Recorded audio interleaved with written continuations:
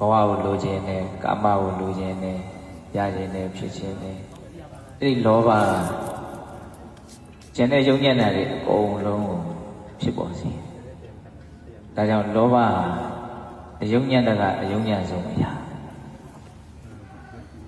အဲ့ဒီလောဘကြောင့်ဘဝဖြစ်လို့ဒုက္ခမျိုးစုံရင်ဆိုင်ရတယ်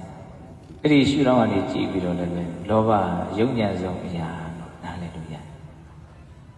ဒါမြတ်စွာဘုရားကိုကြည်ညိုရဲဆိုတာမြင့်မြတ်တယ်လို့ယုံကြည်လို့ဘာလို့မြင့်မြတ်တာလဲယုံညံ့တာတွေမရှိတော့ဘူးလို့စိတ်ကယုံကြည်လို့မြတ်စွာဘုရားကိုမြင့်မြတ်တယ်လို့ယုံကြည်ဒါမြင့်မြတ်တယ်ဆိုတာဘာလို့ယုံညံ့တာမရှိတာယုံညံ့တာကဘာလို့ဆိုတော့လောဘဒီလိုလေးနားတယ်နော်လောဘမရှိတာကိုမြင့်မြတ်တယ်လို့ဒါလေးကိုခိုင်ခိုင်မာမာနားလည်တာအဲ့လိုဆိုရင်ဒီယုံညံ့တဲ့လောဘဘာကြောင့်ဖြစ်တာလဲဆို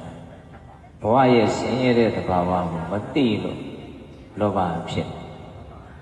ဒါမြတ်စွာဘုရားအမြင့်မြတ်ဆုံးဘာလို့ဆိုတရားကိုသိသွားပြီသစ္စာလေးပါးကိုသိဒီနေရာတွေကိုလာပြီးတော့ဖူးမြော်ကြတယ်ဆိုတာအဲ့ဒီသစ္စာလေးပါးကိုသိလို့မြင့်မြတ်တော်မူတဲ့မြတ်စွာဘုရားကိုကြည်ညိုလွန်းလို့လာပြီးတော့ဖူးမြော်ကြတယ်အဓိကအနှစ်သာရကအဲ့ဒီအချက်ကလေးဖြစ်တယ်ဆိုတာမမေ့နော်ဘဝရဲ့ဆင်းရဲတဲ့သဘာဝတွေကိုသိလို့လောဘငြိမ်းလို့ယုံညံ့တာမရှိလို့မြင့်မြတ်သွားတာတရားသိတယ်ဘာသိတာလဲဘဝကိုဆင်းရဲတယ်လို့သိဘဝကိုဆင်းရဲတယ်လို့သိလို့ဘဝရဲ့ပုံမှာဖြစ်နေတဲ့လောဘတွေချုပ်ငြိမ်းသွားအဲ့တော့ကိုကဒီနေရာလေးရောက်တော့ကိုအဲ့ဒီအနှစ်သာရပိုင်းဆိုင်လေးကိုတွေးမိဖို့စုပ်ကိုင်နေလို့နော်ဘဝဆင်းရဲတယ်ဆိုတာကိုဘယ်လောက်သိတယ်လဲဘဝကဆင်းရဲတယ်လို့သိရင်သိသလောက်လောဘနည်းမှာပဲ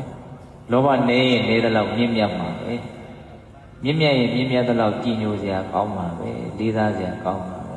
တန်ဖိုးထားကြမှာပဲမြတ်စွာဘုရားကဘာလို့ကျွတ်တော်က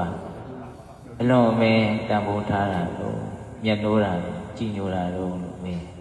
ရုံညံ့တဲ့လောဘမရှိလို့မြတ်စွာဘုရားကိုယ်တော်နဲ့ကြုံဝါခဲ့ငါဘဝတွေကိုဖြစ်စေတဲ့ဆင်းရဲတွေကိုဖြစ်စေတဲ့လောဘဆိုတဲ့တကယ်အဓိကဒုက္ခဖြစ်ခြင်းရဲ့အကြောင်းတရားလက်တဲ့တရားခံကိုငါအမြင့်ပါလို့ခြင်းတွန်းလှန်ဖြိုးဖျက်ဖျက်ဆီးပြစ်ပြီးပြီဒါကြောင့်ငါအမျက်ဆုံးအဲ့တော့အဓိကဘုရားကိုကြည်ညိုတယ်ဆိုလို့ရှိရင်အဲ့ဒီအချက်ကလေးကိုမြင်